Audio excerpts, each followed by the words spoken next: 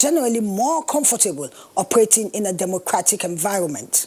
In a nationwide broadcast to commemorate the 21 years uninterrupted democracy, President Muhammadu Buhari reiterated the government's resolve in ensuring democracy continues to strive in all aspects of our national life. He remarked that though the day commemorates the founding fathers' struggle for a better Nigeria, he however acknowledges that sustaining the nation's democracy this far has been a collective struggle.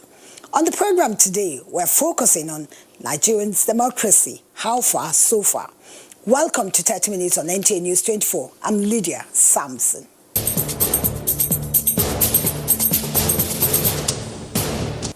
Now, our curtain raiser chronicles the trajectory of Nigeria's democratic journey in the last 21 years, with particular focus on challenges and milestones. Our correspondent Abdulsalam Jibrin will be telling us how the Buhari-led administration has fared in the last 5 years. It's over to you, Abdulsalam.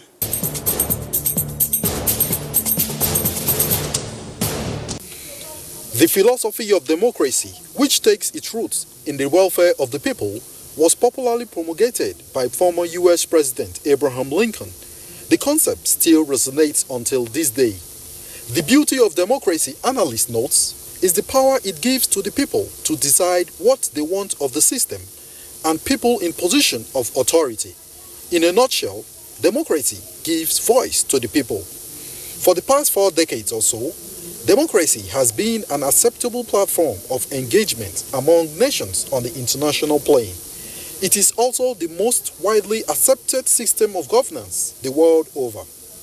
So when in 1999, in a colorful ceremony held in the capital city, Abuja, Nigeria reverted to democratic governance after 16 years of military rule, it was primarily due to the people's agitations for inclusion in conformity with the international system and best practices. The emancipation, people begin to understand because of the advent of technological breakthroughs. The information now is coming to people. People began to be aware that in democracies, we are more of a people than citizens because they have equal right. You have the doctrine of rule of law was clear, because people began to understand they have freedom to talk, freedom to religion, including freedom of association. So these things give rise to what democracy is today. My own word to all citizens is that it's not yet uhuru. There is nothing to take for granted. If we want, what democracy essentially guarantees is freedom.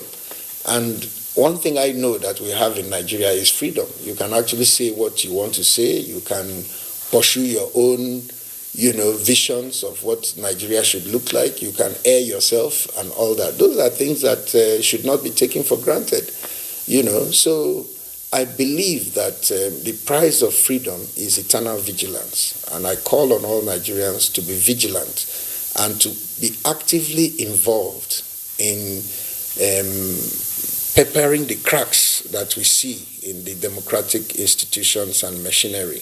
Since 1999 till date, Nigeria has witnessed uninterrupted democratic rule that has produced 4 democratically elected presidents. This feat is indeed unprecedented, taking into cognizance Nigeria's trajectory of military interference in governance. Following the annulment of the June 12, 1993 presidential election, another presidential election was held in 1999, which became the first elections since the 1993 military coup and the first elections of the Fourth Republic. The result was a victory for Olusegun Obasanjo of the People's Democratic Party. He was re-elected in 2003, and after serving 8 years in office as stipulated by the Constitution, the 2007 elections became a key event in Nigeria's democratic development. In April 2007, general elections were held and Umaru Musa Yar'Adua of the People's Democratic Party emerged victorious. The 2011 general election saw incumbent Goodluck Ebele Jonathan of the People's Democratic Party ushered in after the death of Umaru Musa Yar'Adua in office. The 2015 general election became a landmark election in the history of Nigeria when, after the polls, Muhammadu Buhari of the All Progressive Congress, an opposition party, won the presidential election and power was transferred seamlessly. A keen observer of African and Nigeria's political composition will agree that this is difficult to achieve, as only a handful of countries in the continent have achieved this landmark. You could see the evolution or the metamorphosis from the rancorous, where the democracy started way back in the 60s, to gradual perfection and internalization of the tenets of democracy. I believe we are on the right track, and our democracy in Nigeria has come a long way. And given the disposition of the players within the system, I think we have great hope that this country's democracy will be something that all of us will be proud of. It's been 21 years since the military government led by General Abdulsalami Abubakar made good its promise of handing over power to a democratically elected government. And quite a good number of Nigerian young men had visions of an egalitarian society, while the older folks dreamed dreams of a peaceful and prosperous future. Many Nigerians still remember the watershed event where the promise of ending all forms of executive arrogance and impunity that defined the old order that typified several years of the military in power beckoned. As Nigeria's democracy developed, political experts maintain that despite the long experience of military rule, the country can still point to a couple of gains made from abolishing the military rule. Unlike in the military regime, democracy has afforded Nigerians the opportunity to exercise their rights, contest government policies as individuals or groups, engendering political enlightenment amongst others. I think Nigeria has been privileged to have 21 years of uninterrupted Fourth Republic from 1999 to date. 21 years is not a joke. A child born 1999 has possibly graduated from university. Some will have even married off. But it's been a mixed grill of the good, the bad, and the ugly. We've had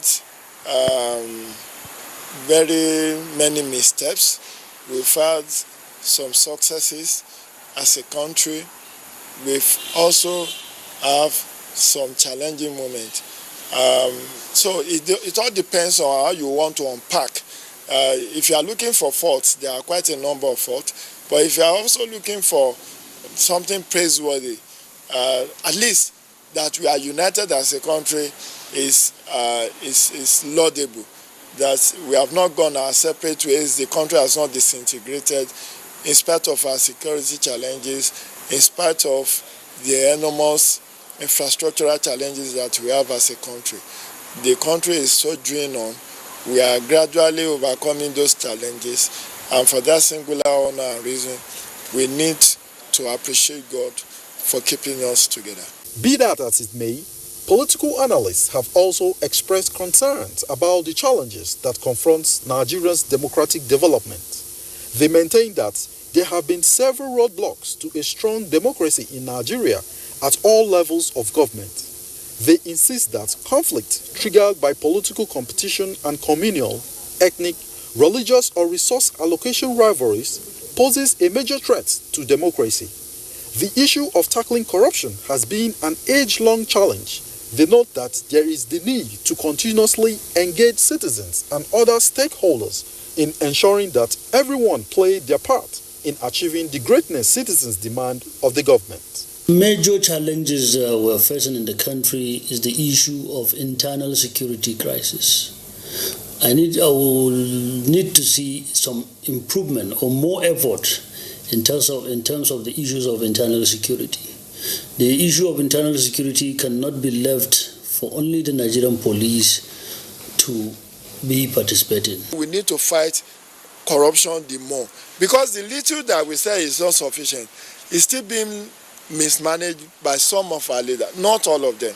Some of our leaders are still diverting state resources We still have EFCC, ICPC, Code of Conduct Bill running after public officials who have fed themselves to public treasury, some in billions of naira.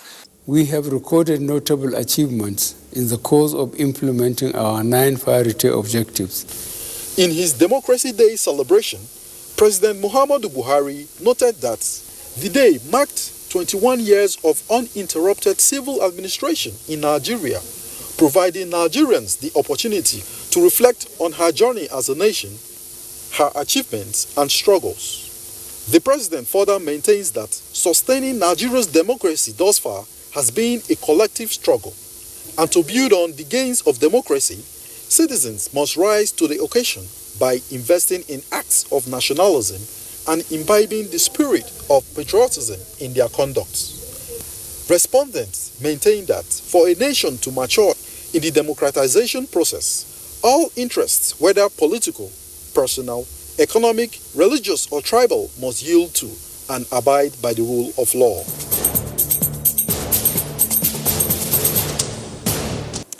Thank you for that insightful report, Abdulsalam. Okay, it's time to have an overview of achievements of successive government since democratic rule, how democratic rule can be sustained.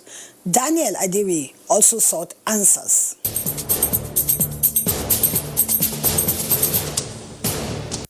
Over time, the word democracy has had many definitions, but the most popular definition, which has been adopted by many across the world, is Abraham Lincoln's definition, which says, democracy, which is the government of the people, by the people, and for the people, shall not perish from earth. Several decades later, these words remain the foundation upon which most nations of the world have thrived politically and otherwise. Nigeria is no exception. The Nigerian democratic history respondents say it is replete with social, economic, and political gains. Casting our minds back to where it all began in 1999, when one-time former head of state Olusegun Obasanjo was sworn in as a democratically elected president. It was a transition that held hopes for Nigeria as it transmuted into the Fourth Republic with bigger and better aspirations. 2 terms after, Nigeria under the Obasanjo-led administration reportedly opened up the economic space for investors to explore. This saw liberalization of the Nigeria telecom sector, with some multinational companies granted license to operate in Nigeria. The Obasanjo administration, also in a bid to deal with evolving corruption cases, established the Economic and Financial Crimes Commission, which is responsible for tracking and arresting persons linked or associated with financial crimes. Then came the Umaru Yar'Adua administration that also made notable impact across sectors of the economy. Notable among the achievements is the National Amnesty Program, which he enacted for ex-militants of the Niger Delta who had once taken up arms against the state. It marked a turning point in Nigeria's history, as the move saw the unrest of several years in the Niger Delta suppressed and abolished. Upon his demise, his then Vice President Goodluck Jonathan assumed office and became president for another 4 years. Notable among his achievements recorded was introduction of an Almajiri system of education aimed at providing good education for disadvantaged children in the northern part of the country. Also, 9 extra federal universities were created during his tenure in states where there were no federal degree awarding institutions, and Nigeria during his tenure became the first African country to eradicate the then ravaging Ebola virus. And now to the present. 5 years after his first election, President Muhammadu Buhari, a man with a vision and on a mission, has taken the bull by the horn and against all odds has returned Nigeria to its first love, agriculture, which previous administrations allegedly paid lip service to. His resolve to make Nigeria more self-sufficient was evident when he stopped the importation of rice into the country. Food security got a major boost with massive production of local rice amongst other farm produce. The transport sector has also received a massive facelift, particularly in rail transport, with the once dormant rail lines now fully active, conveying passengers almost on a daily basis to different destinations across the country. 21 years down the line in democratic rule, and the question on the minds of most Nigerians is, has democracy done enough, or there is more to be done? When Nigerians have been given that, if you give Nigerians that entire power, that just the way All Progressives Congress has given it to Nigerians, we have started taking that opportunity, you will see that there will be checks for the leaders. So they will do policies that are popular. They will come to a community and do roads. They're not going to go to the TV and celebrate they have built roads, because that is actually money belonging to the people. They are constructing roads. They will build hospitals. They will build schools. They will empower the youth. They will ensure that there are economic policies within the state that will give far-reaching development to every strata within the states. This is the first time since when we got democracy from 1999 that an opposition government, opposition party within the state could actually win so many seats without being muzzled, fight, dispute the party in the center, even as well as competing for a lot of other activities that need to take place at our legislature and government. So that is a big progress for us. So if we look at that from that perspective, you can say that the implication for a military man to organize an election while wearing his khaki, hand it over to an elected, is always going to come with people nominating or selecting people to run for an office, and that is it. But when that changes, when that change happened in 2015, you could see that federal government is being put in check. In the past, government would just pick off a paper and write a democratically elected government and send it to National Assembly, and a budget is passed. So now there is already a proper division of power. We have a legislature that has its own teeth. We have a judiciary that has run so many activities that is against the incumbent party. So which gives them that autonomy that we've all been clamoring for. And that's why we wanted democracy, so that we can get the so-called freedom.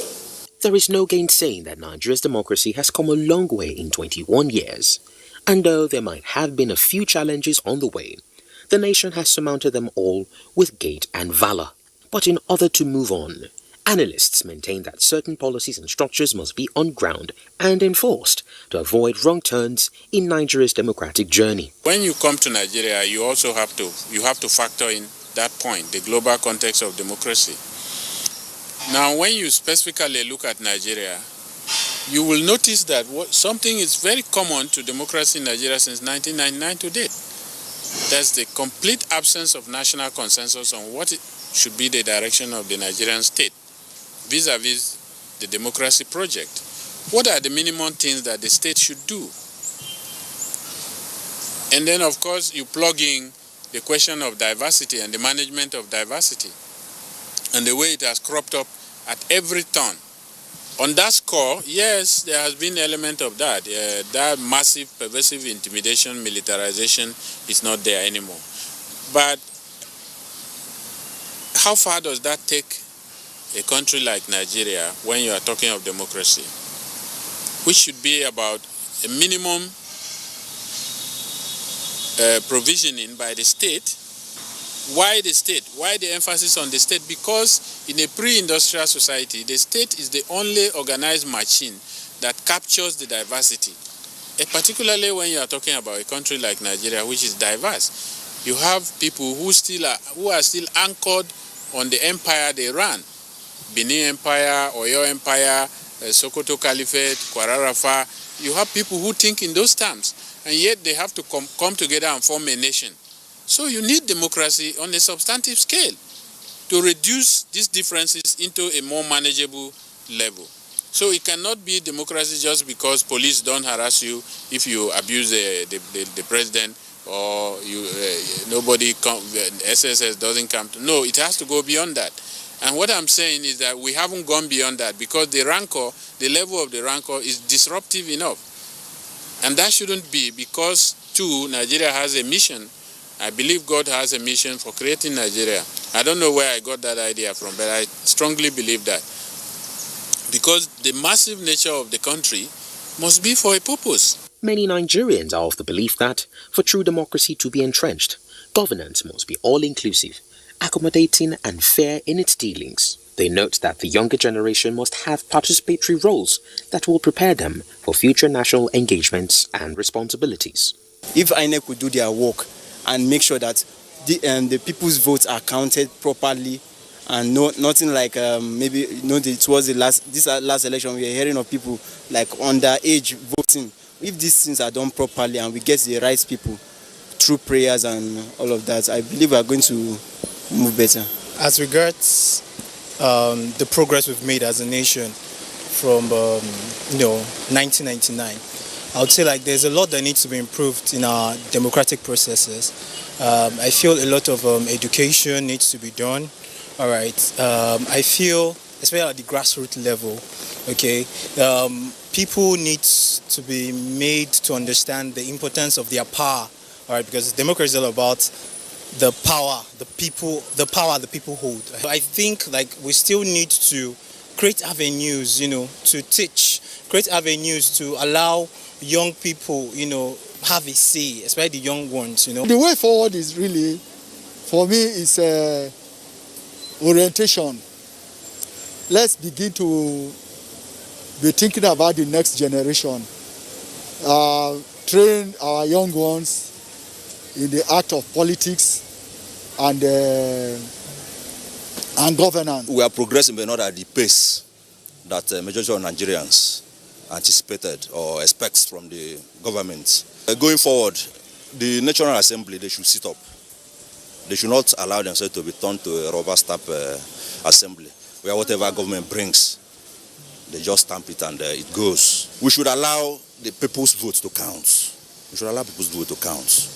Rigging should be stopped, so that whoever the people votes in, whoever they want to rule them, they should be able to select them, and not some people sitting somewhere in some offices and deciding that this is what goes in this state or this is what goes in this local government. I think that is what is killing us, because whoever is elected but not based on people's choice, the person surely would want to recoup whatever investment that has been made in him. In the words of former UN General Secretary Kofi Annan, democracy is a universal value and aspiration, unbound by region, ethnicity, religion, or culture. These words on marble, many agree, should be the guiding principle in fostering good governance across board. Thank you, Daniel. While democracy remains the best option in achieving the inclusive governance, justice and fairness for all, the role of the Nigerian press in the struggle and entrenchment of democracy cannot be overemphasized, which was why the president applauded the Nigerian media for their contributions in nurturing democracy. He assured that government will continue to guarantee freedom of the press. He also challenged the Nigerian media to be responsible, fair, and objective in their reportage. Interestingly, that's a call that concerns us all, as we must play our part in mitigating the spread of hate speech, fake news, and other unethical conducts. Let's always remember, Nigeria is a joint project, with each one playing a part to make Nigeria great. Join us again for another edition of 30 Minutes on NTA News 24. I'm Lydia Sampson.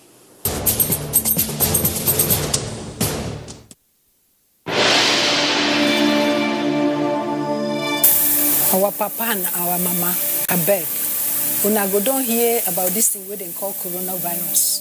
The sickness we they call COVID-19. Now very bad sickness. It don't kill plenty people and it still they kill. And people will get sickness we don't already dead them body. If they catch this sickness, they terrible. That's why we won't come tell una, say I beg. Make una not let people where they work anyhow, make them come una, make una just stay for house. Make una wear mask, make una they wash una hand well, and not let anybody wear non-wear mask come near una at all. I beg. And make una not vex, say, we say make una not shake una children again, make una not embrace, make una not carry them for body. Because we don't know who they carry this sickness come. Them feel carry them and you know go to pain them for body, but if all person carry them, be terrible well, I beg. When una hear say anybody in body they hot well, the person they cough, dry cough, the person the breathing they hold on, no fit breathe well. Now be say that person fit get corona. That person una no go near am. make una just call another person we go fit help that person, make them go help them. As una get other sickness for body and doctor don't give una medicine wey una dey chop every day, make una no miss am. Make una dey stretch body for house, make una eat well. All these things when una do am, plus all the things wey government say make we do, make we for no collect this sickness. If una do am, una go stay strong, una go stay healthy. This message is brought to you by Gerontology Association of Nigeria, the Geriatrics Association of Nigeria, and Dave Mokoro Foundation in conjunction with the Nigerian Television Authority, NTA.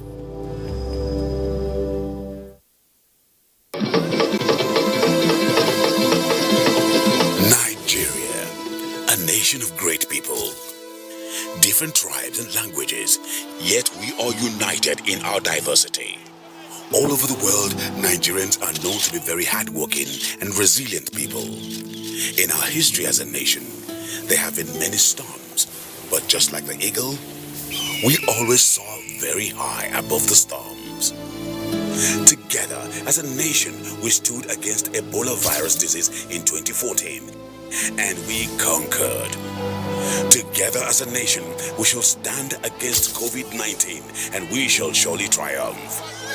Let's do our part as citizens, obey the health authorities, stay at home, practice social distancing and proper hygiene. When this is over, and very soon it will be, we shall dance again at the Calabar Carnival, the Eyo Festival, Celebration, Ojudeoba Festival, and Aragongo Festival. When this is over, and very soon it will, we shall flock the beaches again. We shall attend our music concerts again. We shall invite the world once again at the Lagos City Marathon. When this is over, and very soon it will be, we can return to our hustle and bustle. We will gather at our churches and mosques. We shall return to our schools and institutions. Our hope is alive. We are Nigeria, and together we shall rise again. Nigeria Film Corporation, powering possibilities.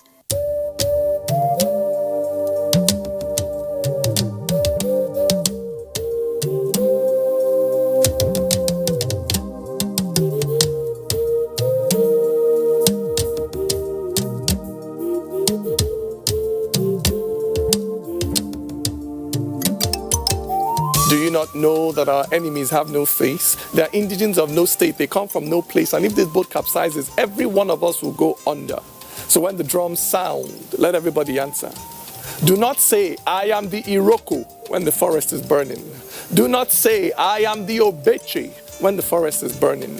Our differences will not stop us from perishing together. So when the drums sound, let everybody answer.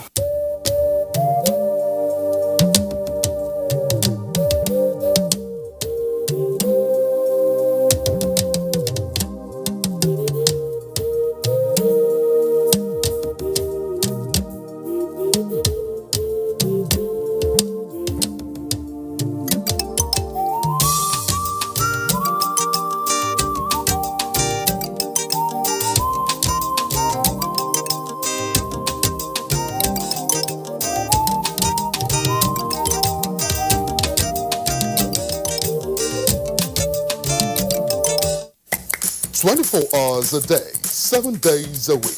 You can watch NTA International live on your TV, computer.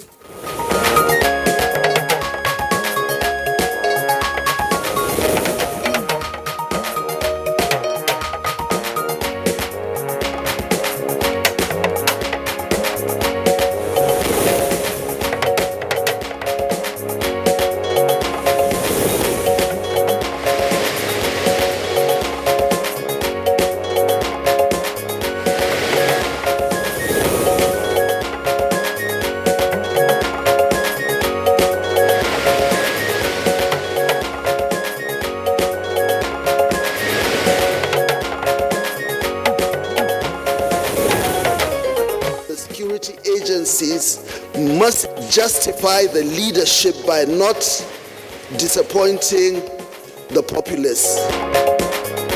We President Buhari orders immediate reversal of insecurity in the country.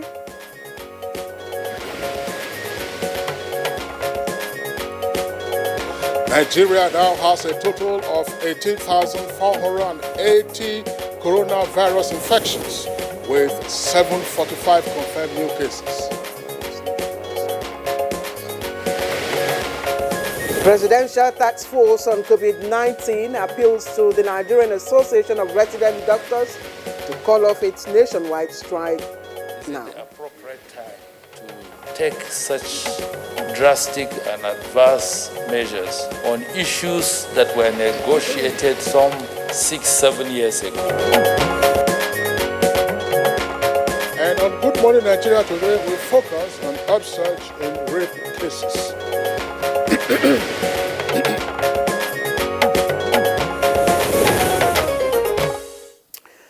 All right, let's start with the definition of the subject of our conversation today. Now, the Oxford Advanced Learners Dictionary defines the noun rape as, and I quote, the crime typically, take note of that word, typically committed by a man, forcing someone to have sex when they do not want to, by threatening them or using violence. But rape is deeper than violence.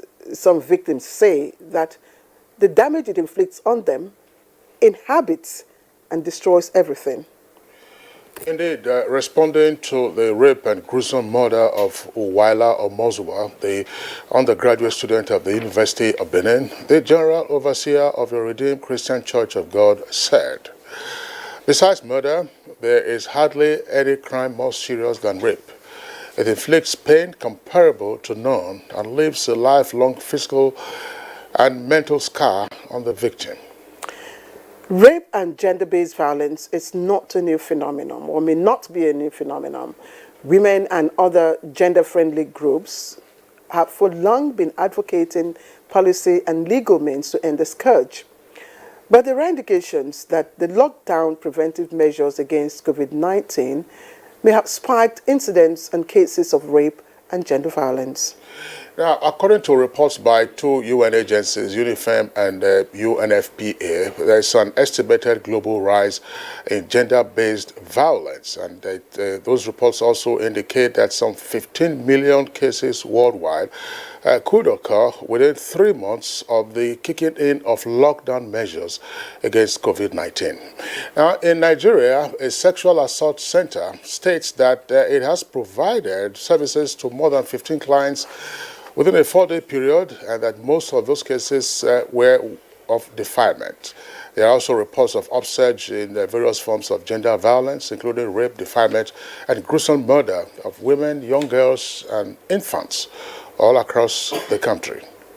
Okay, now barely 2 weeks after the case of Uwa Vera Omozuwa, that's the 100-level microbiology student, and Barakat Bello, who were gang raped to death, another Polytechnic student, Grace Oshago, was reported to have been raped and murdered within, again, a church mission in Oyo State. Now, in a particular local government area in one of the southern states, 29 cases of sexual assault on girls was alleged to have been recorded in a single week. Now, in response to the spike in rape and, of course, violence against young girls and children in the past few months of the COVID-19 lockdown, women and gender-sensitive men, too, have raised the bar of advocacy. Now, in the forefront of this is Nigeria's First Lady, Mrs. Aisha Muhammadu Buhari, which she's engineering through her non-governmental organization, which is known as Future Assured. Now, Mrs. Buhari is leading an army of First Ladies from the 36 states of the Federation to wage, as it were, an intense advocacy warfare against rapists and other gender-based violence offenders. Now, to further amplify their voices, the 36 First Ladies, across the country have also mobilized on the platform of First Ladies Against Gender-Based Violence, FLAGBV. Now, the ladies in arms, so to speak, believe that conversation should shift from what provokes sexual harassment, rape, and violence, so the real cornerstone of the advocacy should now be what really needs to be done. Hello and welcome to Good Morning Nigeria this Friday. I am Claire Adelabo Abdurrasaq. I'm sure you understand why I'm feeling so low, but I do pray that this morning is truly good for you. Now, in addition to what women are doing, the federal government has also shown an unprecedented political will in addressing the issues of rape and gender-based violence, especially the girl child. An intergovernmental committee is to be inaugurated, and is, of course, comprising Ministries of Women Affairs, Information and Culture, Justice, NAPTIP, the police, and a number of other government agencies. And they are to have come up with an integrated approach to end all forms of violence against women and children in the country. I join my colleague Claire to also welcome you to this edition of the program. My name is Kingsley Osadolo. Of course, in the course of the program, we have our regular complimentary segments. Those segments, of course, Claire, you will... There will be highlights of the morning news in a moment. Business news will follow, hopefully. Bayotebi will join us at the usual time for our newspaper review, and much later in the program, sports and foreign. But that's, of course, if we do have some time left. But let's now join Abdul Malik at you for the morning news. Hello, Abdul Malik. Good morning, Claire, and good morning, Kingsley. It's good to have you join us on the morning news. Now, the Nigerian Center for Disease Control, NCDC, has announced 745 new cases of COVID-19 in Nigeria, taking the total number of confirmed cases to 18,480. 280 cases in Lagos, 103 in Oyo, 72 in Ebonyi, and 60 in the Federal Capital Territory, 46 in Imo, 34 in Edo, 33 in Delta, 25 in Rivers, and Kaduna 23, and Ondo 16. Others are Katsina 12, 10 in Kanu, Bauchi 8, Borno 7, Kwara 5, Gombe 4, Sokoto and Enugu states recorded 2 cases each, while Yobe, Osun, and Nasarawa have 1 case each. In total, there are now 11,698 active cases, with 6,307 patients discharged and 475 deaths recorded so far. Now, the Presidential Task Force on COVID-19 has appealed to the Nigerian Association of Resident Doctors to call off its ongoing nationwide strike in order to safeguard the nation's public health, amidst the COVID-19 pandemic. Secretary to the Government of the Federation and Chairman of the Presidential Task Force on COVID-19, Boss Mustafa, made the appeal at Thursday's briefing in Abuja. Is it the appropriate time to take such drastic and adverse measures on issues that were negotiated some 6-7 years ago? This very complicated period. I want them to consider the appropriateness, whether this is the best time to press so hard their demands at the expense of exposing the entirety of our people to the scourge of COVID-19. We have updated case management guidelines with reviewed changes like discharge criteria and medication used.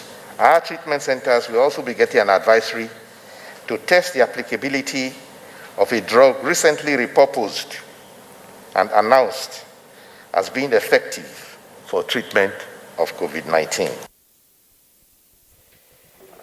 Now, President Muhammadu Buhari has directed the nation's armed forces and other security agencies to immediately reverse the current worrisome trend in the security situation of the country, describing it as intolerable. Addressing the top brass of the Nigerian security architecture, the president was emphatic that their best is so far not good enough towards restoring the desired peace for national growth and development. He's extremely unhappy about what is happening, and he feels that even though the security agencies are doing their best is not good enough for him, and he wants an immediate reversal of the current trend, an immediate reversal of our misfortunes in all their dimensions. Now, the Nigerian military says the air task force of Operation Lafia Dole has destroyed a compound housing some high-value Boko Haram terrorist leaders and neutralized some of their fighters at Gari Maluma on the fringes of Sambisa Forest in Borno State. A statement by Director Defense, Media and Operation, Major General John Eneche says this was achieved through a massive airstrike executed to mark the launch of Operation Long Reach, a new subsidiary operation in the theater, which commenced on 16th June 2020. The Air Task Force dispatched intelligence aircraft and fighter jets to attack the location in Gari Maluma, a major node in the Boko Haram terrorist line of communication. Many Boko Haram terrorist fighters were observed in the high-value target location, which NAF fighter jet destroyed. The Chief of Air Staff, Air Marshal Sadiq Abubakar, who was in Maiduguri to flag off the Operation Long Reach, commands the Air Task Force and directs them to remain resolute in routing the terrorist. Now, the Federal Ministry of Information and Culture is working towards a partnership with the Federal Ministry of Women Affairs to launch a national campaign against rape and gender-based violence. Information and Culture Minister Lai Mohammed disclosed this when he granted audience to a delegation from the National Human Rights Commission led by its Executive Secretary Anthony Ojukwu in Abuja. I assure you that the federal government will do everything possible to stem the growing tide of rape and gender-based violence in the country. There is need to target men champions on the campaign against rape and critical voices that speak out against rape and SDBV. Community leaders, religious leaders, heads of households should be targeted in the sensitization on rape and sexual and gender-based violence. And those are the news highlights this morning. Good Morning Nigeria continues with Kingsley and Claire in just a minute. I just don't understand this coronavirus thing. Is it real? See, coronavirus, known as COVID-19, it's a global problem and has killed thousands of people in China, Italy, Spain, UK, US, and other countries around the world. Okay. Now, why are they saying that we should stay home? Because if you go outside and get in contact with someone who is infected, you become infected and then come back home, affect your family. That's how it happens in other countries. Now, please, help me explain what this social distance is all about. See, as we are now, the virus travels through the air and by touch. We must maintain 6 foot distance at all times. Oh, so it's not by washing my hands with soap and water or hand sanitizer that is only important? Washing of our hands regularly is very important. But we must come together and fight this virus like we did Ebola. It is our responsibility to each other.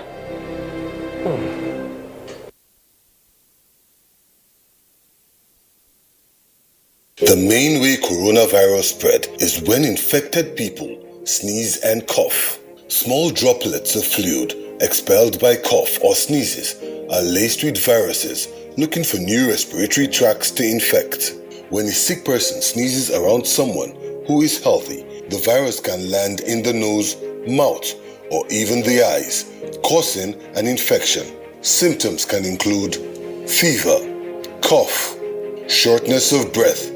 Symptoms may appear within 2 to 14 days.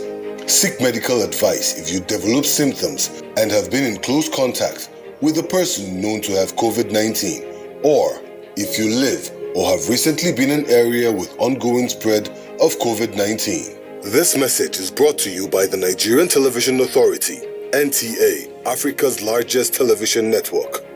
In this time of despair, our country, Nigeria, needs us now more than ever. We stand a chance to save our great country, Nigeria. A chance to rise up from this pandemic stronger and better. What will be the gain if we do not learn from other countries and observe the lockdown to stop the further spread of the virus? If we loosen our guards and allow this virus doom our very existence, then what have we gained? This is the call to every Nigerian to unite as one and stop the spread of this deadly virus. Stay at home and stay safe. Remember, the virus doesn't move unless we move. This message is brought to you by the Nigerian Television Authority, NTA, Africa's largest television network. Nigerians, let us take responsibility. Stay healthy, stay safe, and curb the spread of the virus. Take responsibility. The coronavirus spreads from one person to another. Let us avoid crowd gathering of any kind for any reason. Take responsibility. Avoid traveling from one state to another during these lockdown restrictions. Obey all the rules that are put in place. Take responsibility. Stop spreading fake news and unverified reports about the coronavirus. There is no known cure for COVID-19. Take responsibility. Observe all the measures that can help stop the spread of the virus. Together, we can do this, but only if we take responsibility.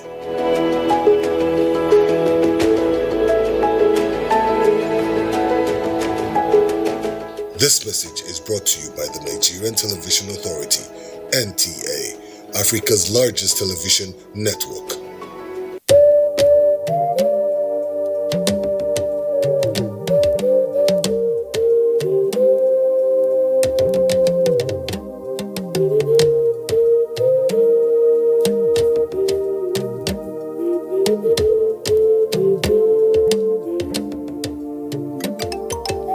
Do you not know that our enemies have no face? They are indigents of no state. They come from no place. And if this boat capsizes, every one of us will go under.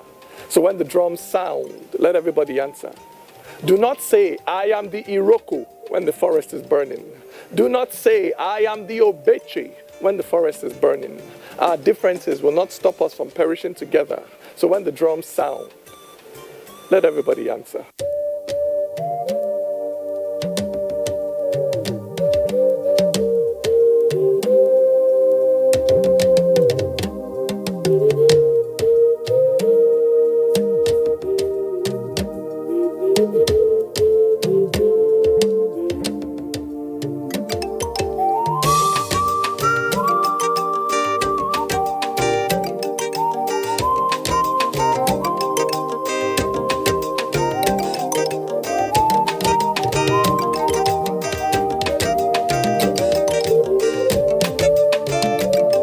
We're here for small businesses, the local entrepreneurs. We're here for the smiles, the good times, for those who would come from far. Put your business on the map with Visa.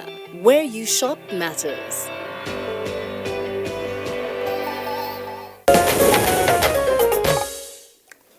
You're watching Good Morning Nigeria live on the network service of the Nigerian Television Authority. Now it's time for us to take some business stories with states and local governments being enjoined to replicate the federal government strides in agriculture. Our correspondent Kunle Adeyeye has the details.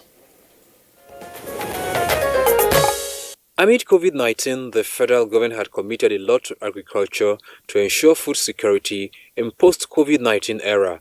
An agriculturist, Professor Olu Makinde, said subnational governments should make use of the arable lands within their reach by committing substantial parts of their resources to the sector that can gainfully engage the populace. He emphasized that commercial agriculture is one of the antidotes needed to turn around the economy.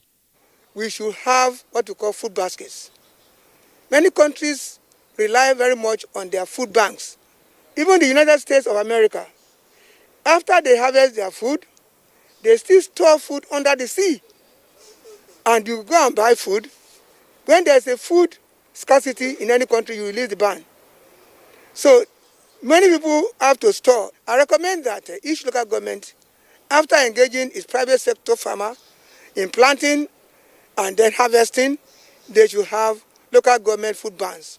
And next are the details of Thursday's tradings on the floor of the Nigerian Stock Exchange.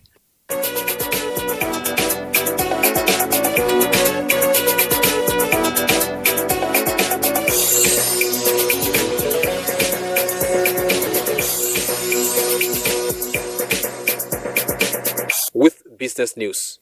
I'm Kunle Adeyeye.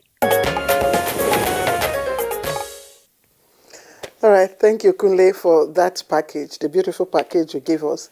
All right, you're watching Good Morning Nigeria this Friday. Coming up next is Newspaper Review with Bayo Atoyebe. Don't go away.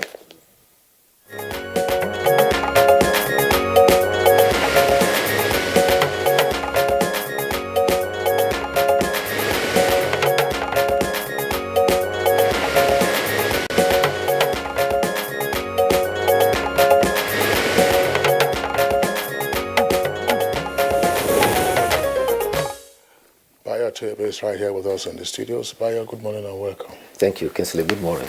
Good morning, Claire. Good morning, Bayo. Good to morning, see Nigeria. you. Good to see you too. All right, let's begin our review this morning with the Nation newspaper. The Nation, above the nameplate, says Naira slumps to 385 Naira to $1 at official markets. That's on page 7. Also on page 7, Ajimobi is alive, says daughter-in-law. And also there it says 80% of infected persons not in centers. This has to do with coronavirus. Domestic flights resumption to wait. And woman sets up friend for 8-man rape gang.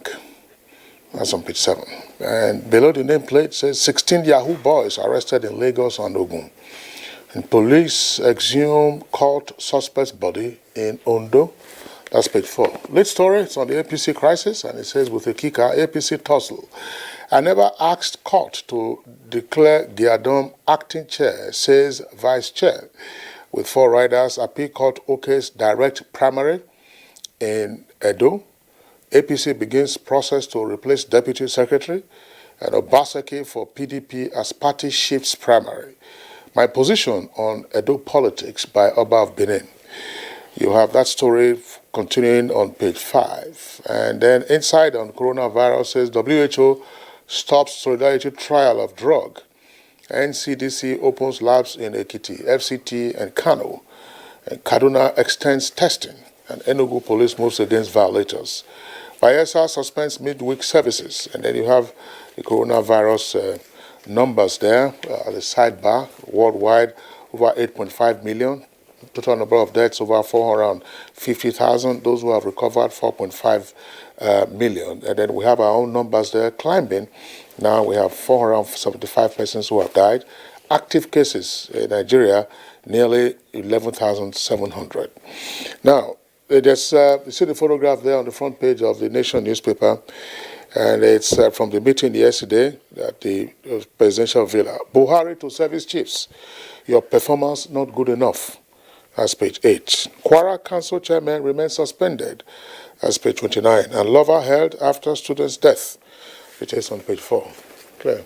All right, let's take it up from COVID update from the Daily Sun, just by the side of the nameplate that you find COVID-19 fatalities rate will increase. And that's coming from the federal government, and it's a warning. And there's a rider there. Vows not to take violations of guidelines lightly. And if you want to find out the details of this, you go to page 27. Okay, WHO stops chloroquine trial. It's also trending just below the nameplate. Certifies Nigeria polio-free. Also on page 27. Now, the lead story on the front page of Daily Sun, Buhari gives service chiefs last warning. And the 2 riders that come with it, I'll no longer tolerate excuses, the president vows, orders meeting with Northwest governors. And details of that you can find on page 6. Now, it stormed yesterday in Lagos, and of course, as usual, some parts of Lagos got the better of the rains. And that's what you're saying on the front page there. You see all the picture stories of homes flooded, and of course, motorists wading their way through the flood. And this one, it's on K2 bus stop in parts of Lagos mainland. And there you'll find also residents trying to find a safety ground, moving their personal effects from their homes, all as a result of the rainfalls yesterday. And there is a warning that the rains will come down heavy in that part of the country. Okay, let's take you down to the bottom part. APC Court insists on Giadom as chairman and comes with the riders. Party collapsing without a leader, warns Governors Forum. Buhari to meet leaders Sunday, and of course anxiety over Ajimobi. There are other stories on flight. NCAA hinges flights resumption on lifting of ban on interstate travel. Domestic airlines oppose compulsory empty seats between passengers. And Edo, of course, Kesley has spread all of this. So at the bottom, the troops killed 45 terrorists, bandits in 1 week. The details of that you can find on pages 4 and 5. Bayo.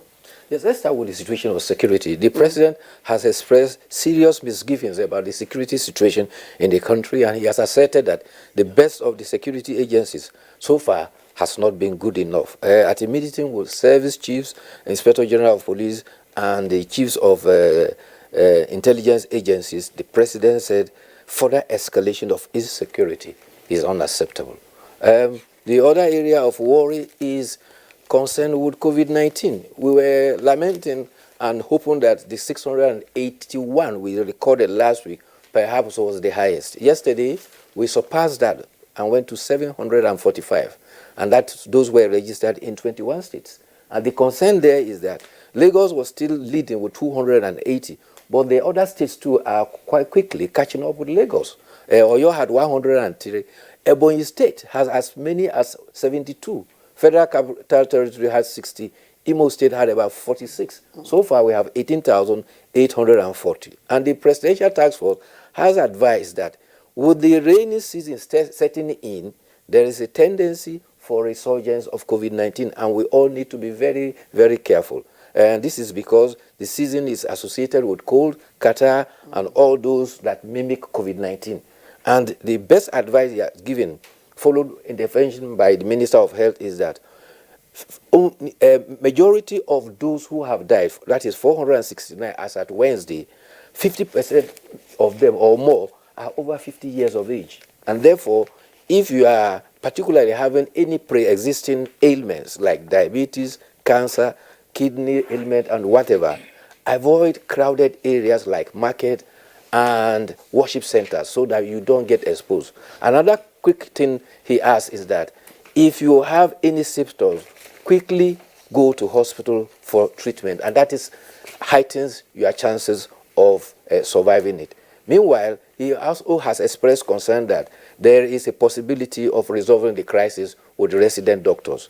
He owned up that, yes, the doctors have some genuity about some of the claims they are making, but however, this is not the time for strike, so a solution will soon be found. Coming to the issue of politics, the court in Abuja has extended the tenure provided National Secretary of the party, Victor Giadom, for another 2 weeks, and that is still contributing to consternation and confusion within the party. Meanwhile, the acting chairman of the APC, who is supposed to be Ajimobi, and in whose stead Hilary Eda has been appointed, has also appointed a committee led by Governor of Imo State to handle the primaries and all claims that is coming from that. And they have promised to do the best they can. Meanwhile, the order was given by Justice Semira Baturi under Rule 3 of COVID-19 and has extended it to March. The order was initially March 16, but this time we've been given 14 days. We'll just allow you to maybe do a review of one more story. Yes, but the issue of politics, particularly, the Oman number 2 has also intervened, and the Oba has said that as far as the elections is concerned, what the palace is concerned about is avoiding imposition and also Godfatherism. So the people in Benin will say, Oba Atokwe, the Oba has spoken. I understand you'll be speaking about rape today. There is this disturbing development in Yola, where a 30-year-old woman lured her 33-year-old friend to 9 men to be gang raped. Yes, I think the good thing is that, yes, from 5 of them have been arrested, 4 of them are on the run. And Niger State House of Assembly has now had a proposal of a death penalty for rape cases or life imprisonment. All right, Bayo. Thank God it's the subject for our conversation this morning on Good Morning Nigeria, and hopefully we will, of course, get to hear, the new normal with regards to ending the scourge. Yes. Thank you, Bayo. Thank you too. And do have a pleasant weekend. Thank you. Okay. This is Good Morning Nigeria on the network service of the NTA. Conversation, as you must have heard, borders on upsurge of rape cases and other violence against gender. Don't go away.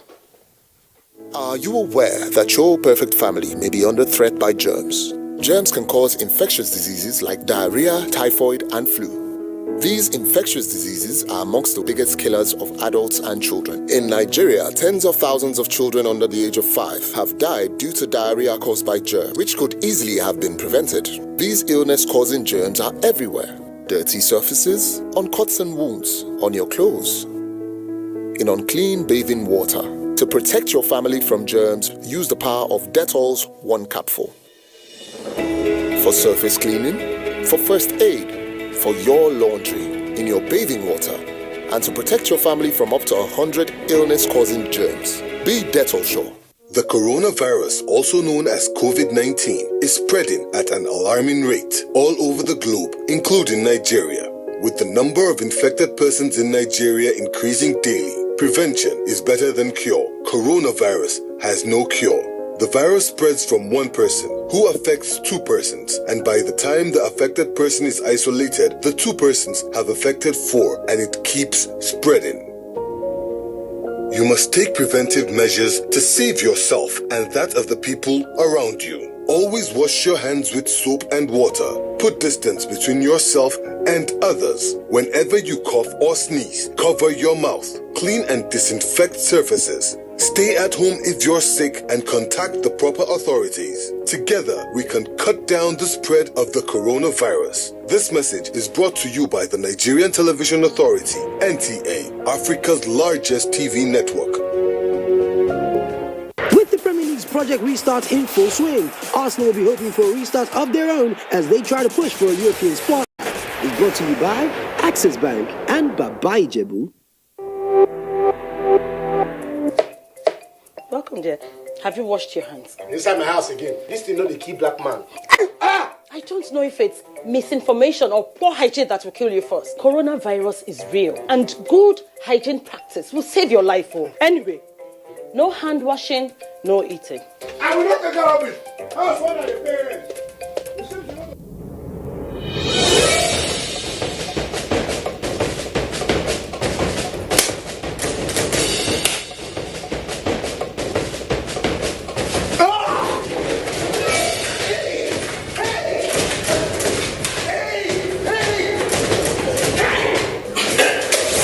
Coronavirus is real and it's on the rise. But you can help yourself and help others to be safe.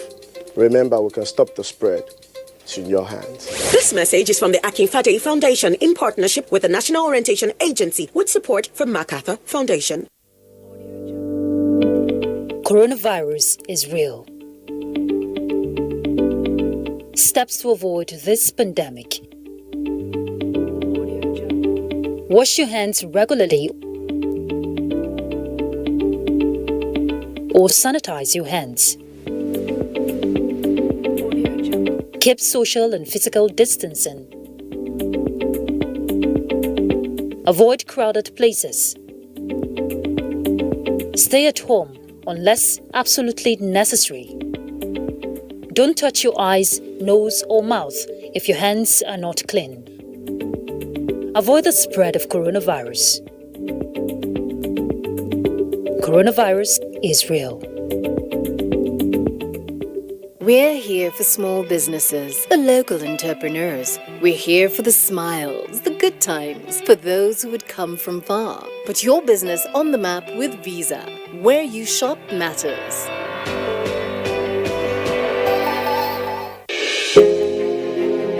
There is a lot of fake news and report circulating, especially on social media, on the coronavirus. Do not believe or partake in the spread of these fake reports.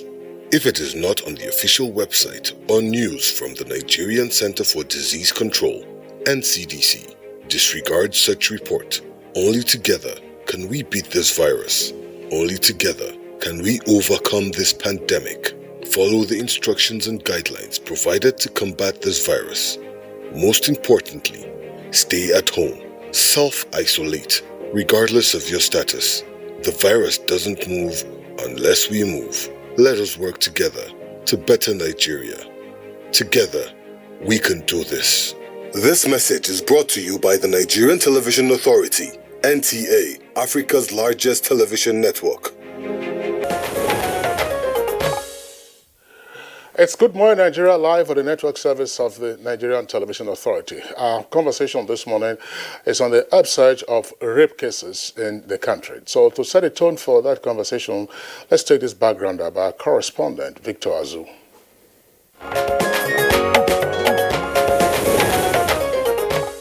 Raped and killed right inside her church in Benin, it took the case of 22-year-old microbiology student Vera Waila Omozua to draw attention to a crime on the rise in Nigeria.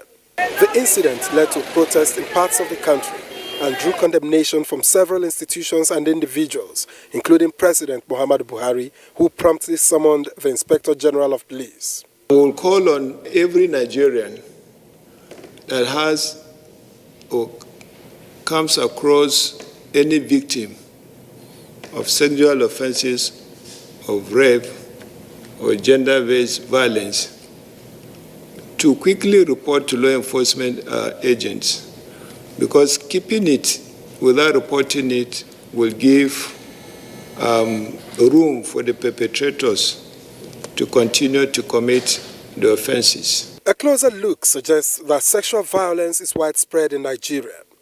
While data on the number of reported cases is limited, a national survey on violence against children in Nigeria conducted in 2014 found that 1 in 4 women had experienced sexual violence in childhood, with approximately 70% reporting more than one incident.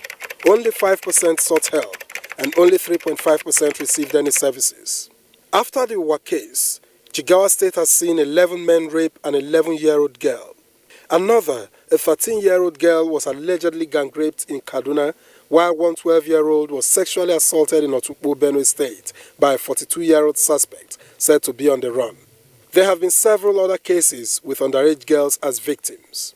Although a global phenomenon, the appalling side to the menace in Nigeria, observers say, has to do with impunity of the perpetrators, lackluster response of justice administrators, and absence of institutional supportive system to help the victims. Perhaps more worrisome is the fact that large numbers of suspected rapists roam freely on the streets after committing the heinous act. Another sad aspect is that the victim is occasionally blamed, while little is done concerning the apparently weak laws. The big questions to ask are, why do men rape, and what other actions constitute rape, aside forceful penile penetration? For U.S. novelist and feminist Marilyn French, all men are rapists, and that is all they are. They rape us with their eyes, their laws, and their codes. What do guests already seated in the studio have to say?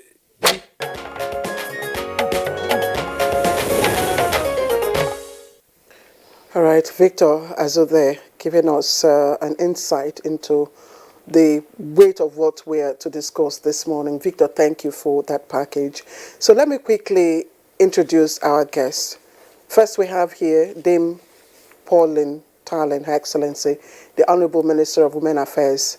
I'd like to welcome you once again, Honorable Minister, to Good Morning Nigeria. Thank you, Claire. Good morning. Also joining us here in the studio is, we would call him he for she, Deputy Commissioner of Police, Frank Mba. He's not my friend, though, let me just tell you. First Public Relations Officer. Good morning, Frank. Yeah, good morning, Claire. And good morning to our team and viewers out there. All right. Also with us in the studios for the conversation this morning is a regular face on Good Morning Nigeria, Esther Uzoma, a legal practitioner and national coordinator of Proactive Gender Initiative. Ms. Uzoma, pleasure to have you with us on the program this morning. Thank you very much. Good morning, Nigerians. Okay. And our next guest is Tamara Ebewe. Now, she's a victim of sexual assault, and will be obliging us with her experience and what went on, particularly not very pleasant. Tamara, pleasure to have you with us on the program this morning. Tamara, pleasure to have you with us on the program this morning. Nice to be here too.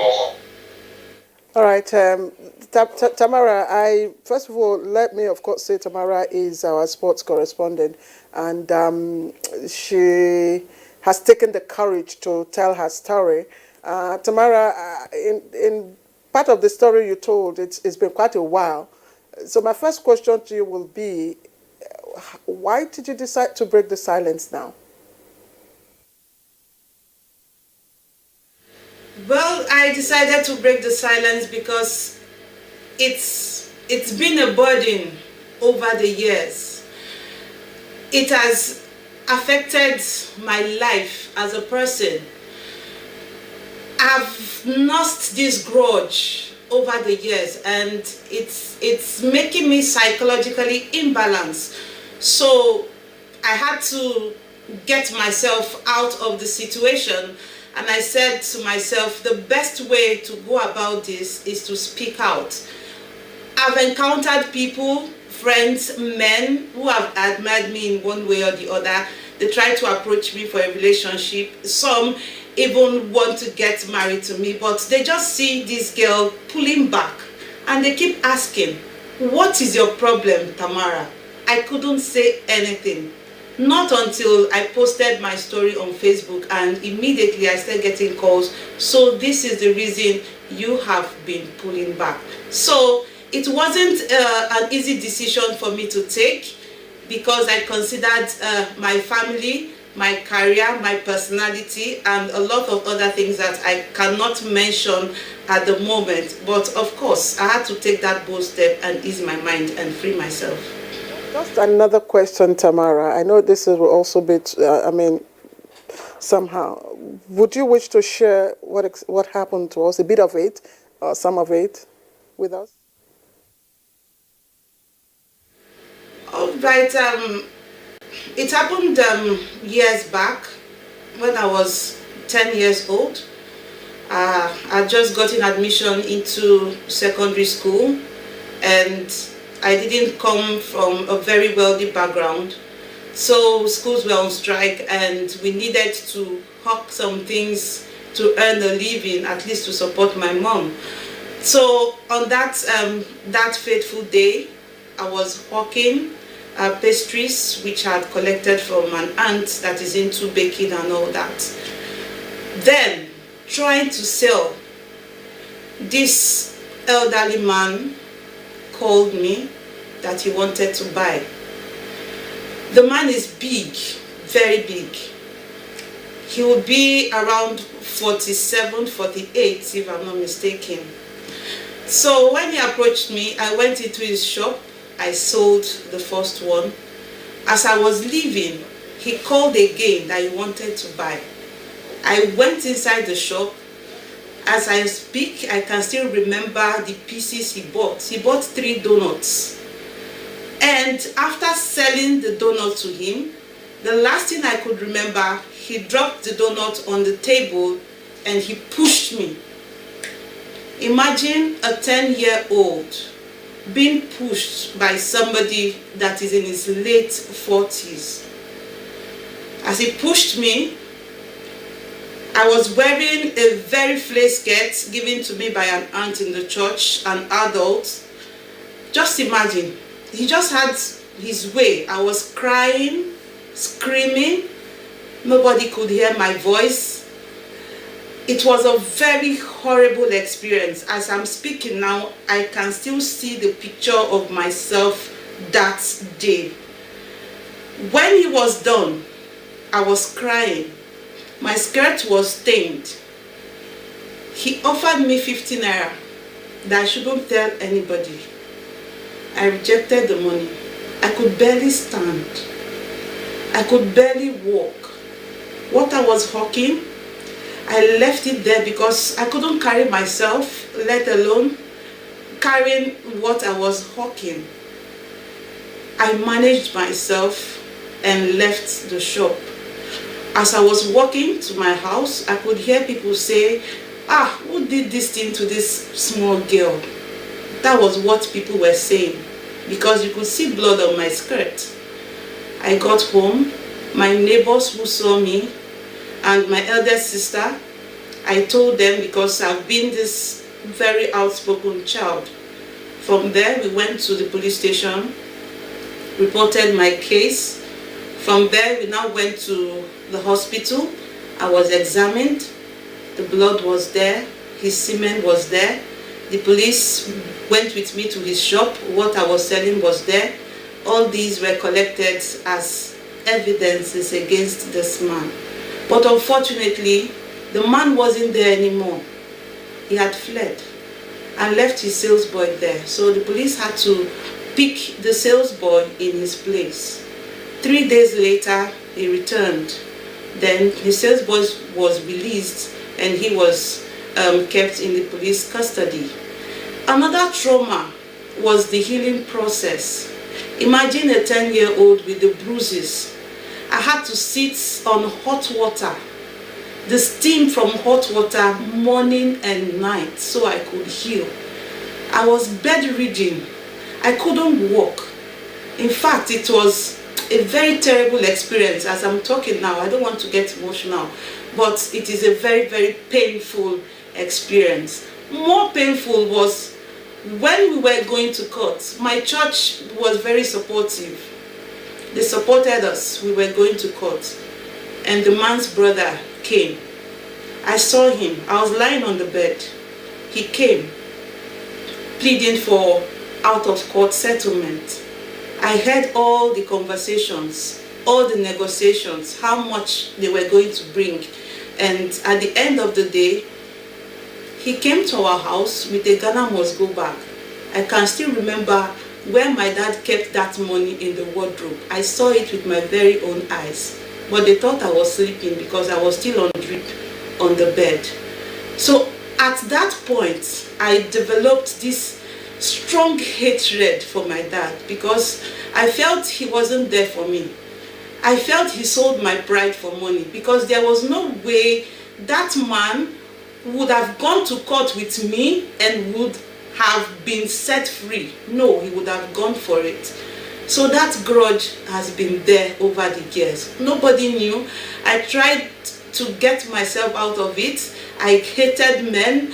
In fact, I had to talk to counselors in my secondary school who advised me to start having male friends and all that. My mom had to pull me from my girls' school to a mixed school. That was where I started to pick my life back, being in the company of boys. I got into watching football, got into sports, got into the man's world, and that was how I was able to get some kind of happiness. And that was how everything about that issue died. There was nothing, no therapy, nothing. I just had to live my life, went through school until I got to where I am today. Kingsley. Tamara, I'm sure that our listeners, wherever they are in Nigeria and elsewhere around the world, will be touched by the story that you have just narrated. The other guests who are with us in the studios also feel the same way, and my colleague Claire and I are certainly touched by what you have indicated. Tamara, we're going to keep you on hold in the meantime. But let's bring in the Honorable Minister of Women Affairs, Her Excellency Dame Pauline Talent. Honorable Minister, I mean, listening to this story, that's when we hear of rape incidents every day in different parts of the country, some of them by gangs and so on and so forth. I mean, I don't know how to pose this question. What's your reaction? Let's just begin with this general question, Honorable Minister. Thank you very much, Kingsley. I'm sure every well-meaning Nigerians, not just mothers, cannot stand listening to this story. There are millions of Tamara out there. There are so many women and young girls dying in silence. But I thank God that Tamara has been able to break the silence. My heart bleeds where parents compromise. I want to appeal to parents. Parents must be true parents. We must stand by our children. The child needs to be protected. If we don't protect our children, we'll do that. This scar will live with her. I thank God her mother was able to pull her from a girls' school to a mixed school where she could at least mix and get out of it. But it's a difficult scar that can hardly be erased. This is not a problem that affects only the Ministry of Women Affairs. It's a societal problem. It's a security problem. All hands must be on deck. I appeal to the consciousness of all Nigerians. I appeal to everyone to please join hands with us. We're in the battlefield. It's a war that if we join hands together, particularly the police, all well-meaning Nigerians, if we join hands together, we can win this war. The community must carry this war and own it so that such beast, because for an elderly man, we have seen cases of 70, 80-something years. We've seen cases of elderly people raping 80-something years women, old women, in their rooms. We've seen people going into, apart from the churches we've had, into compounds. Barakat's case was in her father's compounds. Again, how come nobody in the house? What happened?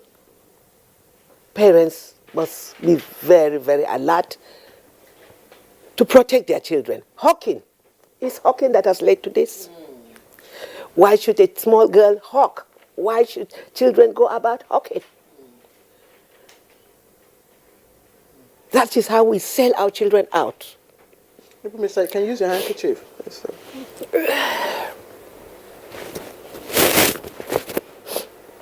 We need to come out and join hands together.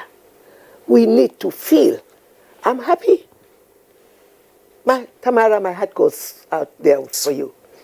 And I'm sure so many millions of victims that are dying in silence, the healing process has started for her to come out and speak. Okay, let me just pause the minister for a while. And by the way, Tamara is one of our accomplished sports presenters, like she said, doing a man's job, and she's very good at what she does, and all that. So, DCP Frank Kamba, we've seen. I'm sorry, I'm also emotional. We've seen a lot of assaults on young girls, infants, 3 months, 6 months, 7 months. What is it about, this group of young girls that attracts, rapists? Clay, I mean, I think there's no one of us in the studio this morning, and I don't think there's any man, woman of good conscience out there that have listened to Tamara that will not be emotional. I'm sure Kingsley and I are holding back tears just because we want to be men that we are. And the honest truth is, like the Honorable Minister said, there are so many other Tamaras out there. And I'll just share a very short story. In the early years of my career, in fact, my first, if not second year of starting out as a police officer, I was just fresh from the police academy. I was very idealistic. I wanted to change the world. And that's how it is with most professions. When we are coming out from the academy, we had that mission, okay, we're going to change how policing is done in this country. So I was working at Trinity Police Station. Trinity Police Station is in Olodi Apapa. My DPO then is DIG Philomen Leha, retired. And then we were on duty one day, a young girl, about 10 or 11, between 10 and 12. She was hawking oranges. And then she came into the police station, and we all bought oranges from her. In fact, there is a senior police officer who, Kola Okunola, is still in service now. He bought a lot of these oranges and just shared to us, the younger officers. And then this young girl walked past. And then a few minutes later, I was standing right in front of the police station. There's a hotel opposite us called Cool Penny Hotels. I could visualize everything. And then I saw this girl walking past. This time around, she was carrying her tray. Her tray was almost empty. And then she was crying. And there was thick blood. Thick blood dripping down her thighs, almost to her toes, on both sides. And I screamed. And I called another female officer, much more younger, Yetunde. I remember all the story. Yetunde eventually works in the legal department now, in Lagos State Police Command. And then they all rushed out. Other female officers rushed out. Young constables. I was an inspector. And then we beckoned on her. Reluctantly, she walked into the police station crying. And they said, "What happened to you?" And then she told us the story, how a young man asked him to come and sell oranges and lured her into an uncompleted building, told her that there were workers working for him and he should go and give them oranges on the second floor. And then she kept walking and walking and walking and got to like second or third floor of a building that was ongoing. But incidentally, there was nobody, no worker. And then that man met her there, paid for virtually all the oranges, and forcefully had his way. But the good thing was that this young girl was able to picture the man. So when we asked her, she gave a clear description of the man. Say he's tall, big, bulky, with hairs all over his chest. Gave a description of his haircut. So the ladies were now taking statement from her and trying to attend to her, making arrangements to convey her to hospital. Myself and a few others were so traumatized. We came out in front of the station and we were just talking. And right opposite the station, there's a young Igbo man, probably in his 40s. It was hot weather, so he had his shirts unbuttoned. And I could see hairs all over him. And then I went back and I told him, I'm seeing a man that fits the description. And he's just sitting right opposite our station in his shop. He was selling spare parts. And then everybody said, come on, this rookie, you guys can just be unnecessarily excited that he can't be him. How can he be this man just sitting opposite us?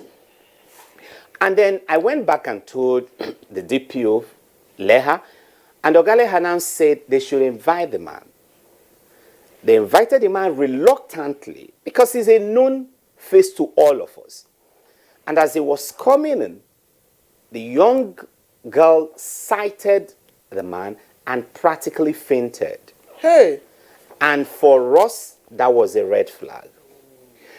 The young girl had also told us that this man was wearing a white pant, a white undies. So we quickly took the man to the inner office and stripped him. We stripped him, and lo and behold, he was wearing a white Hin's pant.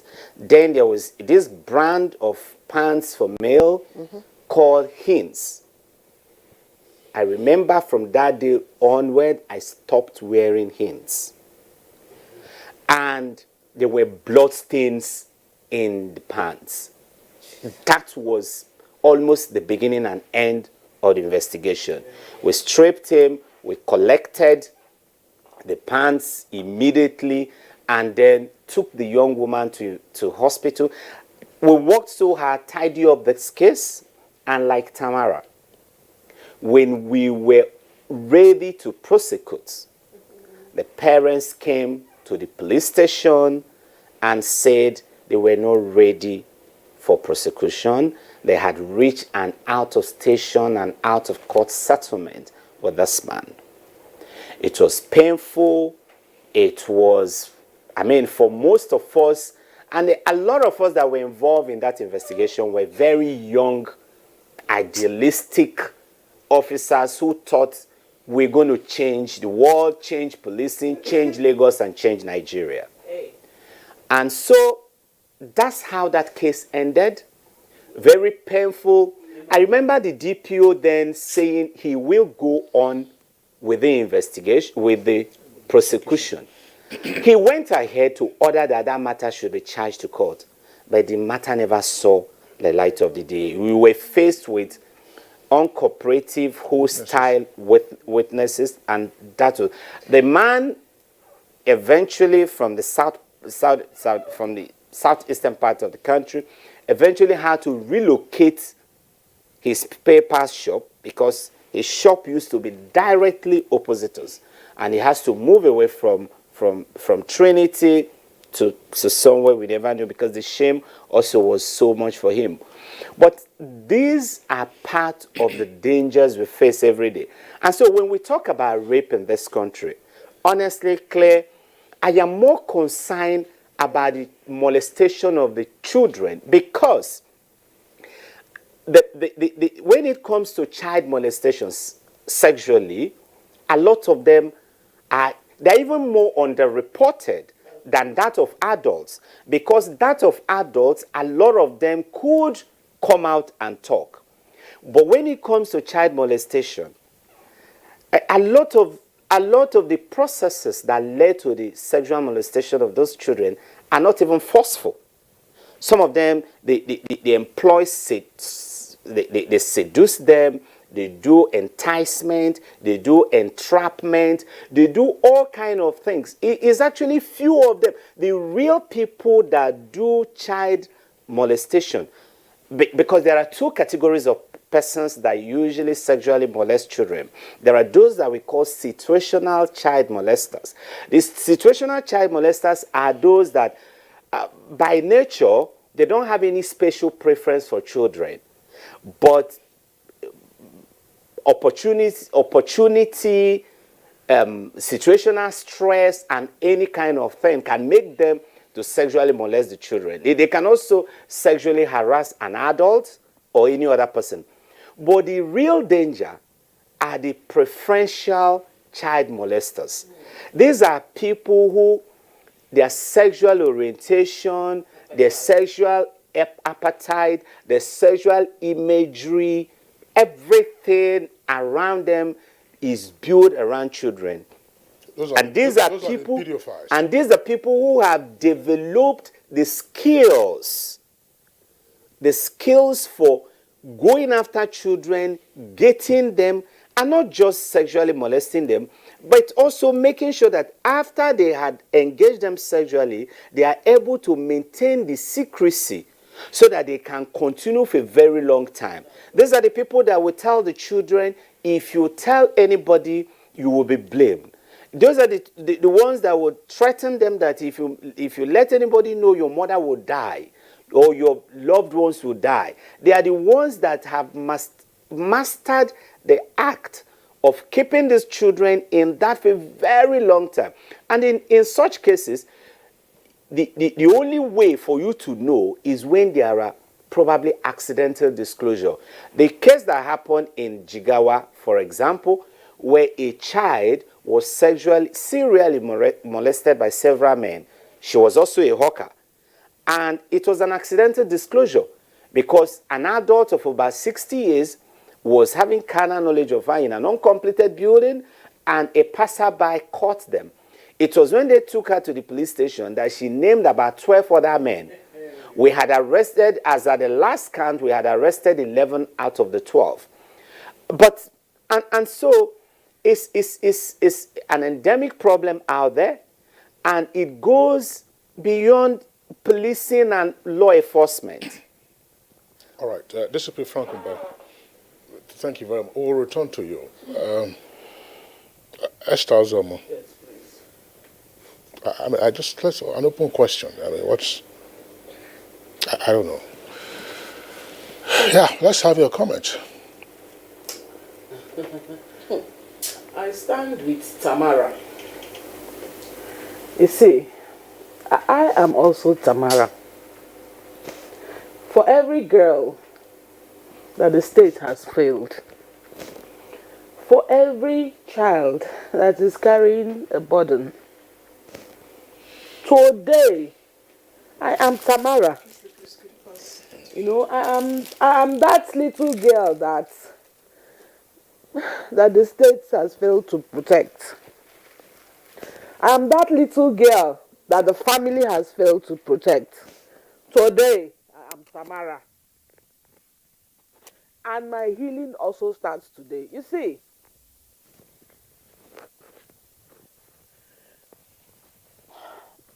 we must actively interrogate the points of statehood. Perhaps if Tamara grew up in the wild, she would have acquired skills of protection. I'm telling you.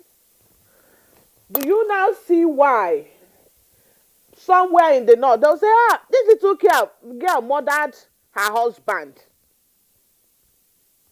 But Tamara was given a sense of false security. The state has that responsibility, particularly to protect the vulnerable. That is how we measure our statehood and civilization. How do we treat the vulnerable? It's not about the strong, the vulnerable, the child who lacks consent. That child who everybody is uncle. Everybody is uncle. Bring donuts. Bring it to my shop. How if the state is not capable? Because I have to blame it on the state. The state should be so strong as to compel behavior even from Tamara's caregivers. Who is the father to collect money? Was the father raped? Was he damaged? Look at what it took. After how many years? 20 years. She's still asking for healing. No relationship because something is happening inside her. So we must interrogate and strengthen the processes. The female is a very delicate part of our creation because of, the procreation of the species lies on her. And so you have one heavy, angry female. And you wonder why, women are killing their husbands. Something happened somewhere. This woman is irritable. Something happened somewhere. We don't even have systems that call a child, say, why are you behaving like this? Let's not even go to the social welfare system that is non-existent. That makes an individual say, why are you behaving like this? No, it's not happening. And so we have a ceremony of fathers sleeping with their daughters, siblings making their siblings, pregnant, uncle defiling Tamara. Today, right here, I am also Tamara because every pain she feels, I'm also hurting. This is our shared humanity. Let me just also ask Esther, because we've also seen an escalation of, like you said, fathers, molesting their daughters, uncles, and all that. Biological, what is the psyche? It never used to be this bad. Yes, we have, like DCP Frank said, whether preferential or situational. What about fathers and their daughters? You see, trust is overrated, Claire. Trust, yeah? It's overrated. Everything has changed. But above all, the system is not quick to punish offenders. The system is not quick. Somebody will always look at the story narrated by somebody will always say, I'm not coming. But we must build and enrich our criminal jurisprudence to the extent that, listen, whether you are a hostile witness or you must testify. Look at the high rate of migration in this country. What do people do? They commit crimes here and simply go to another place and assume another identity. Are mothers not also liable, or, I mean, in all of this? Yes, to a great extent, because you see mothers who would not want to talk about the elephant in the living room, who want to stay married. Oh, don't. Mothers, the ones who incubate these babies, the ones who bring them forth through blood and near death. But the hypocrisy, enormous hypocrisy in the society will not allow them to save their offspring that they went through so much pain to bring forth. They would rather remain married. Madam, how are you? They would rather have babies who are time bombs that are ticking, waiting to explode. That is the conspiracy of parenthood. Of course, the man who is molesting his child, imagine what he's doing to other people's children. But above all, this our criminal justice system must be rejigged. It's not about, I don't want to give evidence, I want to kill this. They have to be dragged to the court. Otherwise, the proof of our civility is that people are compelled to obey the law. Ordinary people will not obey the law. But we must bring people under subjection. If we don't compel people to obey the law, then forget it. We're not a civilized society. I might as well carry arms. All right, Esther Ozoma, thank you very much. Let's bring in again the Honorable Minister of Women Affairs, Dame Pauline Talent. I don't know, what can be done and what should be done? Thank you very much, Kingsley. The situation is getting out of hand, but thank God. For the first time, we have seen political will. Mr. President has shown so much commitment on this matter because he's a true father. He has spoken. You remember at the wake of Vera Weller's case, I ran to him and he made a statement immediately. He condemned it. The governor condemned it. The governor's forum called a Zoom meeting and invited me. I addressed them and cried out to them. They all showed commitment. And all the governors have declared state of emergency in their states. The wife of the president has condemned it. She's leading an army of all first ladies. The 36 wives of governors are committed. The president invited and gave a marching order to the Inspector General of Police. You saw the clip just before this program started. After his meeting with the president, I was invited with the Minister of Information and we jointly addressed the press. There is total commitment at the highest level this time around. The Senate President has shown commitment. He made an open statement when this matter was brought to the floor of the House that he's advocating for stricter measures, punishment for rapists.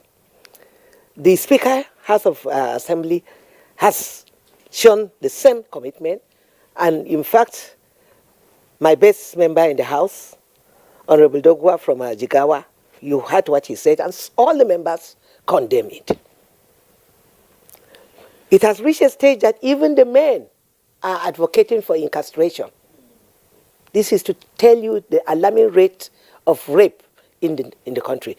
For every one reported case, there are 10 or 20 that are not reported.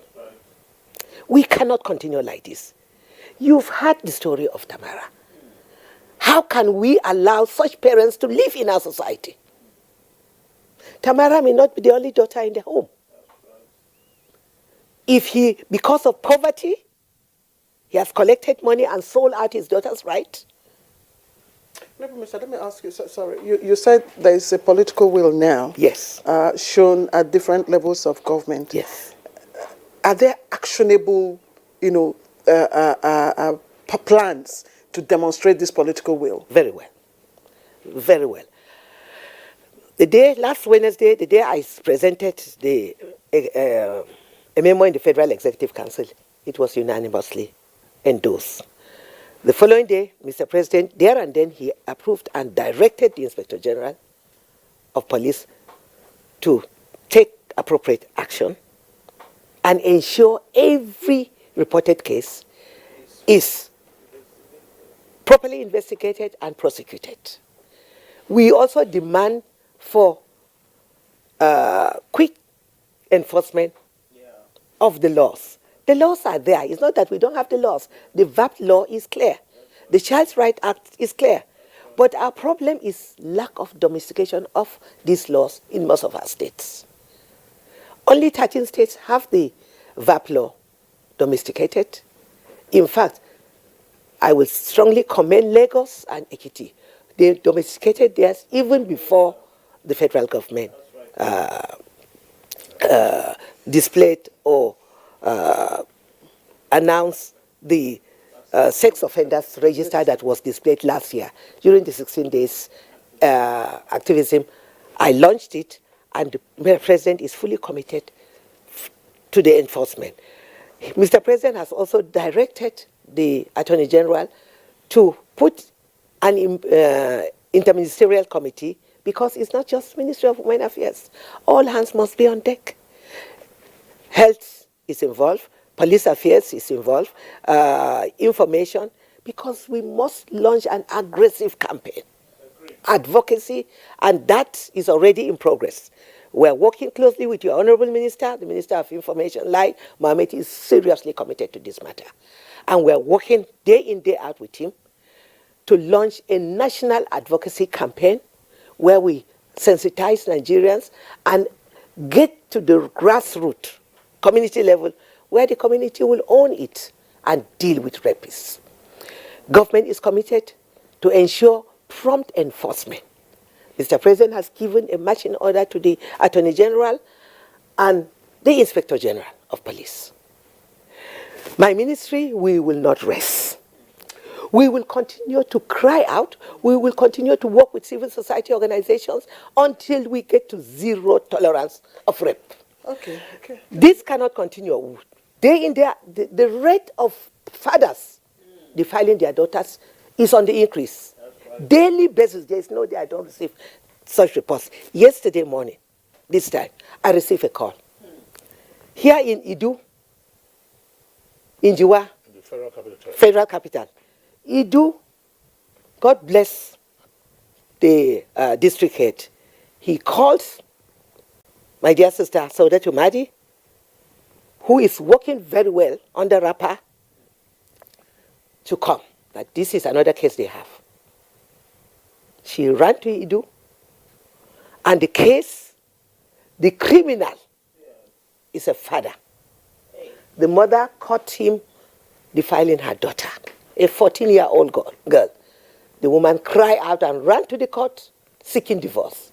It's not just seeking divorce, he must be prosecuted. Outright prosecution of the highest level. We will follow this case, and any case that comes to hand, thank God, the police are fully committed. Frank is here with us. We will follow on daily basis. I commend and I salute our governors that are committed. You've heard what my dear brother, the governor of Kaduna, said. He said he will not sleep and he will not live with a rapist in his state. And he's advocating for death sentence. We're not talking about only death sentence, but they must have the highest punishment. Let them be tortured to the point that it will serve as a deterrent. If we don't rise up to this, we will have no future. You can imagine the pain. Tamara is mentally destroyed. Millions of her, Tamara, are there. Millions of women that are hurting and are dying in silence. We cannot live with animals in our homes. That's right. Honourable Minister and the other guests, thank you very much. I was just wondering, you know, this is an epidemic that we are faced with, and it would appear to be the case that there are probably more unreported cases than are reported. And the cases that you can prosecute are those that are reported. Now, might it not help for us to have a better understanding into why this epidemic is the way it is now? I'm just wondering, DCP Frank Umba, what could be driving all of this? I mean, let's not just blame COVID-19, because I recall that in your scenario sketching, as the country was getting into lockdown at the end of March, you were on Good Morning Nigeria, and you did say that, look, we are likely to see a spike in domestic violence, sexual offenses, and so on and so forth. But it would appear that we just have, you know, some madmen who are on the rampage against women. So, but what explains this beyond COVID-19? Okay, Kingsley, there are so many factors, and honestly, even for us as investigators and as members of the law enforcement community, there are also some incidents that we handle and we can't even fathom out any logical explanation. But beyond COVID-19 and beyond lustful desires, because some rape and some sexual offenses are actually driven entirely by lust. And that is what happens in most situational offenses, those opportunistic offenses, where somebody, particularly in face me, I face you kind of situation, maybe has been lusting about a woman, and then just get an opportunity, access, privacy, and pam, they will strike. But beyond lust, there are so many rape cases that are not tied to lust. They are not even tied to real innate sexual desires. They are tied to the quest for power, domination, control, revenge, anger, and pure sadism. These are the kind of cases that you find that at the end of the day, they don't care whether their victim dies or whether their victim survives. In fact, those are the kind of situations where outrightly they conduct themselves so violently that they even actually want you to die. Because when they kill you or they commit the murder in the process of the rape, they had actually exhibited that ultimate power of control, of revenge, of sadism. And of course, people have talked about the overwhelming influence of pornography. But it is neither here nor there. Because, yes, I agree that today, pornographic videos are just available to everybody. And this again where our parents must play roles. There are some families, as rich as they are, they will restrict access. They will restrict children's access to certain channels on TV. They will restrict their access to phone and to internet, except for educational use, and they will control the sites you visit. And even when they hand in a phone to you, they would demobilize a lot of the apps on the phone until you get to a certain age. But today we find children in primary school, in junior secondary school, having so much access to pornography. And so we are dealing with a whole lot of things. We're also dealing with the consequential impacts of poverty. And this is again where our government must also, whether at the local government level or at the state government level, also try to rise up to the challenges. And that's where the Child Rights Act also comes into play. We must review the issue of hawking by our girl child. I actually probably will be throwing this back to the Honorable Minister. I know that she has got the wherewithal, she has got the capacity, she has got the network, she got the platform to push for a total ban on hawking by our girl child. Because these are platforms that provide the socially, the perverts, the delinquents in our midst, easy opportunity to actually prey on our girl child. Okay, Frank. Please, round up your thought, Frank, please. And so for me, we have to deal with all this. Have a second look at our socialization processes, the role that those recognized agents of socialization, our family, our faith leaders, our schools, and the rest of us. What roles are we playing? Because for us to win this battle, for me, it is not a game, a blame game. We must just get out of the blame game and then situate ourselves as all warriors and push forward. If we all work together, the media, the civil society, the law enforcement agents, our governmental agencies, we will make appreciable progress. All right, DCP, thank you. We would also be asking you when we come back from this break, because there's a presidential charge, to the office of the IGP on this. So we will hear from you perhaps if there are plans, framework of actionable framework so far. This is Good Morning Nigeria. Let's take a short break now. Wetin be this coronavirus thing? Na true?